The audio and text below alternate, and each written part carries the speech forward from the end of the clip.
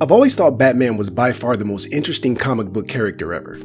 Now maybe it's because of how complex and well developed the villains are. Or maybe it's the fact that the stories focus so much on real world issues like money, politics, and mental illness. Or maybe it's because he's more of an anti-hero that technically can be seen as just another one of Gotham's villains. No matter the creator or the medium, Batman is always portrayed in a very similar way. Brooding, moody, focused, and morally androgynous. But I think the Nolan films actually removed this ambiguity and turned him into Gotham's greatest criminal. The Nolan films were the first movies to really explore Bruce Wayne as a character, separate from his Batman persona, and we got to see him struggle with self-doubt and the effects of his childhood trauma. These movies were more about Bruce Wayne the person, and the emotional complexities of trying to save a city that doesn't really want to be saved. And this was the beauty of the Nolan films. They were more of a psychological analysis of Gotham more than they were a comic book story. The first two movies mostly stayed grounded in reality and made Gotham feel like a real city. And the difference with comic Batman and Nolan Batman is that Nolan made Gotham more real than any other time we've ever seen it. But the third film crossed over into comic book logic when Bruce recovered from being paralyzed in a few weeks, every cop in the city ran into an underground sewer system, and Bane was able to hold the city hostage for 6 months while the rest of the world just ignored it like it was happening on another planet. And because of this deviation from the tone of the other movies, everyone completely missed the fact that Bruce Wayne didn't die a hero, but he instead lived long enough to see himself become the villain. We were also busy paying attention to Bane and all the chaos that we failed to see Bruce Wayne was pulling off the greatest crime that Gotham had ever seen, right in front of our very eyes. Nolan is no stranger to ambiguous endings, and a lot of people still think that Bruce sacrificed himself to save Gotham, and the last scene was just a hopeful hallucination. But the detail that proves that he survived is the fact that Selina Kyle was sitting at the table with him. Alfred didn't know they were friends, so why would he imagine her in his Bruce Wayne fantasy? And even though this detail does answer one question, it opens up an even bigger one that exposes Bruce Wayne for what he really is. Bruce was getting old, and he was too worn out to continue being Batman, so it makes sense that he'd want to retire, but why did Bruce Wayne have to die too? Why did he fake his death, and how did he still have any money left?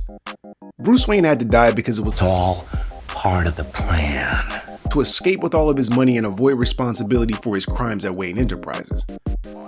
In the first movie, Bruce steals over $100 million worth of stuff so he can become Batman, and then Fox falsified the records to make it all disappear. Bruce Wayne does own a majority of the shares in the company, but it's still a public company, and no shareholder can take a company's property for personal use. Comic book logic seems to be on full display when Bruce had his car repossessed, the power in his mansion cut off, or why he seemed to be flat broke with not a penny to his name instantly. How could this happen? And why does this make any sense? Theatricality and deception. Powerful agents to the uninitiated. Now let's look at this logically. Even if he didn't pay his light bill, he would still have at least a few months of late notices and phone calls before they pulled the plug like this. The same goes for his car being repossessed. The dealers would much rather try and harass him into paying over immediately just taking the car like this. And why would a billionaire have a car payment anyway? Someone like Bruce Wayne can never be financially crippled by a single event like this. He would have valuable properties, assets, multiple bank accounts, and even physical cash in a safe somewhere. So the only way this makes any sense is if this was all part of his plan to make himself look broke, so he could fake his death and not have anyone look at his financial crimes. He could have easily just paid to have his car taken away on a flatbed, and everyone would just assume that it was being repossessed. He could have easily arranged to have the power in his house cut off, because it doesn't make sense for his house to be on a public power grid anyway, when he has the Batcave underneath his house that would have to have his own power source to operate. And the fact that he didn't even try to dispute Bane's stock trades shows that he wanted everyone on the Wayne board to think he was broke too. Gotham was in total chaos, and because Wayne Enterprises was also in a financial crisis, this gave Bruce the perfect way to fake his death and escape with all of his money. But didn't Bane trade away all of Bruce's money and stocks? The simple answer is no. Bane actually made it easier for him to sneak away with all of his cash without anyone even knowing it.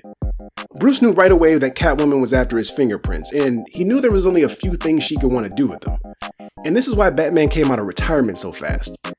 Now, he didn't know exactly what would happen, but after the stock exchange heist, he realized that Bane just saved his ass like the Joker did in the last movie. Bane used his money to buy put options on the futures exchange. But this doesn't make any sense if he's trying to bankrupt him. Put options are contracts that protect the buyer against losses, and they allow the buyer to sell something at a certain price by a certain date. Let me give you an example. Let's say a stock is at $100, and you buy puts on that stock with a strike price of $90 for the next 6 months. If the price drops below $90 at any time over that period, you can still sell them for $90. So why would Bane buy options that protect Bruce against losses when his assault on Gotham would almost certainly cause huge losses? The only thing that makes any sense is if Bane set the strike price really low, so the markets would have to completely collapse for the puts to pay off. And because it's the only thing that makes sense, it explains why Bruce didn't dispute the trades. Having a low strike price with a short expiration date gave Bruce the opportunity to buy those low-priced stocks, the same way he did with the Wayne Enterprises stocks in the first movie. Remember when Bruce came back to Gotham and Wayne Enterprises was going public? And by the end of the movie, he had secretly purchased a majority of the shares through trusts, charities, and dummy companies? Company went public a week ago. And I bought most of the shares through various charitable foundations and trusts and so forth. Well, this is exactly what he would have done in this situation. Once he found out what Bane did, he immediately purchased most of the shares and basically walked away with all of his money without anyone even knowing it.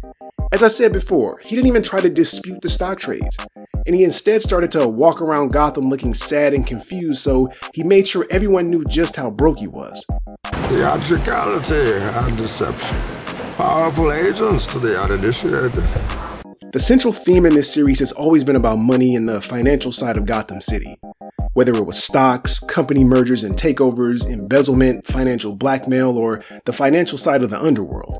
The central theme has always been about money, so why wouldn't the final twist be about money too? We were also busy paying attention to Bane and all the chaos that we failed to see that Bruce Wayne was planning the greatest crime that Gotham had ever seen, and no one ever even knew that he did it. You either die a hero, or you live long enough to see yourself become the villain.